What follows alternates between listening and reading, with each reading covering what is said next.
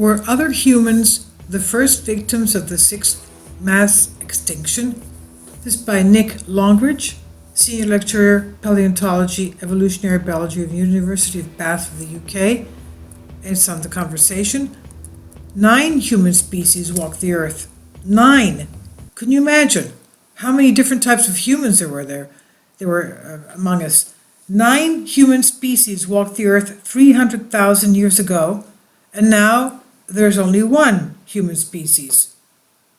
The Neanderthals, Homo neanderthalensis, were stocky hunters adapted to Europe's cold steppes. The related Denisovans inhabited Asia, while the more primitive Homo erectus lived in Indonesia and Homo rhodesiensis in Central Africa. Several short, small-brained species survived alongside them: the Homo naledi in South Africa, the Homo luzonensis in the Philippines, Homo floresiensis or the hobbits in Indonesia, and the mysterious red deer cave people of China. Given how quickly we're discovering new species, more are likely waiting to be found. By 10,000 years ago, they were all gone. Well, maybe it had to do with the asteroid strike and the Ice Age as well. Now, the disappearance of these other species resembles a mass extinction, but there's no obvious environmental catastrophe, volcanic eruptions, climate change, asteroid impact driving it. Instead, the extinction's timing suggests they were caused by the spread of a new species evolving 260,000 to 350,000 years ago in southern Africa, and that is the Homo sapiens, us, that is. The spread of modern humans out of Africa has caused a 6th mass extinction, a greater than 40,000 year event extending from the disappearance of Ice Age mammals to the destruction of rainforests by civilization today. But were other humans the first casualties? We are uniquely dangerous species. We hunted woolly mammoths, ground sloths, and moas to extinction. We destroyed plains and forests for farming, modifying over half the planet's land area. We altered the planet's climate, but we are most dangerous to other human populations because we compete for resources and land.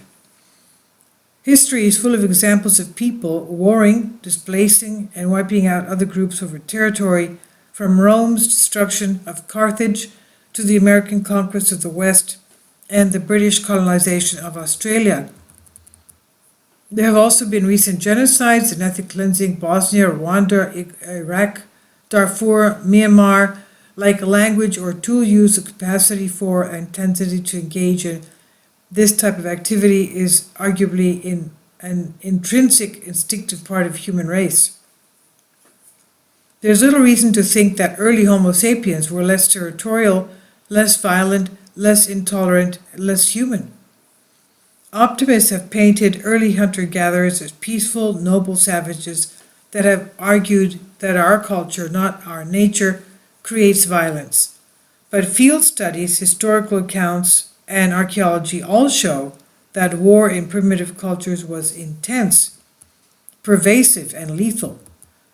Neolithic weapons such as clubs, spears, axes, bows, combined with guerrilla tactics like raids and ambushes, were devastatingly effective. Violence was the leading cause of death among men in those societies, and wars saw higher casualty levels than than we had in World Wars I and II per person. Now, old bones and artifacts show this violence is ancient. The 9,000-year-old Kennewick man from North America has a spear point embedded in his pelvis. The 10,000-year-old Nataruk site in Kenya documents the brutal massacre of at least 27 men, women, and children. It's unlikely that the other human species were much more peaceful. The existence of cooperative violence in male chimpanzees suggests that war predates the evolution of humans. Neanderthal skeletons show patterns of trauma consistent with warfare. But sophisticated weapons like likely given Homo sapiens a military advantage. The arsenal of early Homo sapiens probably included projectile weapons like javelins and spear throwers, throwing sticks and clubs. Complex tools and culture would have also helped us efficiently harvest a wider range of animals and plants, feeding larger tribes and giving our species a strategic advantage in numbers. The ultimate weapon. Cave paintings, carvings, musical instruments hint at something far more dangerous, a sophisticated capacity for abstract thought and communication. The ability to cooperate, plan, strategize, manipulate, and deceive may have been our ultimate weapon. The incompleteness of the fossil record makes it hard to test these ideas, but in Europe, the only place with a relatively complete archaeological record, fossils shown that within a few thousand years of our arrival. Now, and that's when Neanderthal vanished. Traces of Neanderthal DNA in some European people prove we did not just replace them after they went extinct. We met and we mated. Elsewhere, DNA tells of other encounters with archaic humans, archaic humans, East Asian, Polynesian, and Australian groups have DNA from Denisovans.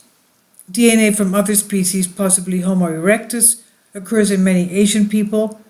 African genomes showed traces of DNA from yet another archaic species. The fact that we interbreed with these other species proves that they disappeared only after encountering us.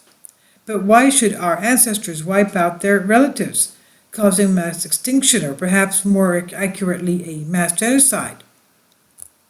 The answer lies in population growth. Humans reproduce exponentially like all species. Unchecked, we historically doubled our numbers every 25 years, and once humans became cooperative hunters, we had no predators. Without predation controlling our numbers, the little family planning beyond delayed marriage and infanticide, populations grew to exploit the available resources. Further growth or food shortages caused by drought, harsh winters, or over-harvesting resources would inevitably lead tribes into conflict over food and foraging territory. Warfare became a check on population growth, perhaps the most important one. Our elimination of other species probably was not a planned, coordinated effort of the sort practiced by civilizations, but a war of attrition. And the end result, however, was just as final. Raid by raid, ambush by ambush, valley by valley, modern humans would have worn down their enemies and taken their land. Yet the extinction of Neanderthals, at least, took a long time, thousands of years. This was partly because early Homo sapiens lacked the advantages of later conquering civilizations.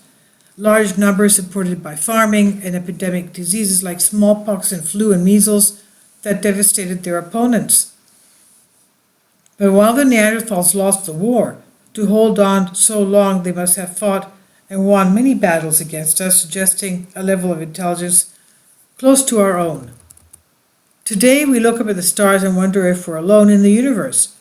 In fantasy and science fiction, we wonder what it might be like to meet other intelligent species like us, but not us. It's profoundly sad to think that we once did, and now because of it, they are gone.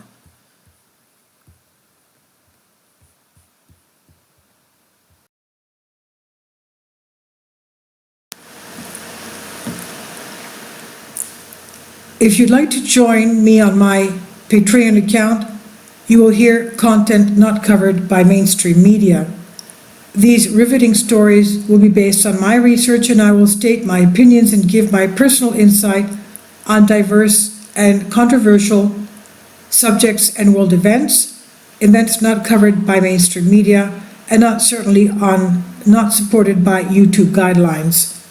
So whatever I have on my Patreon, most of those will not be on my YouTube channel. Please consider becoming a member today. More of the most significant and important videos will be on my Patreon channel. Your support helps me to continue my research and keeps this YouTube channel alive. And we depend on your support, your generous charity, because we help economically challenged families here in Athens, Greece, in Kapota, and we also help the young generation with university tuition and the community around our church. Thank you.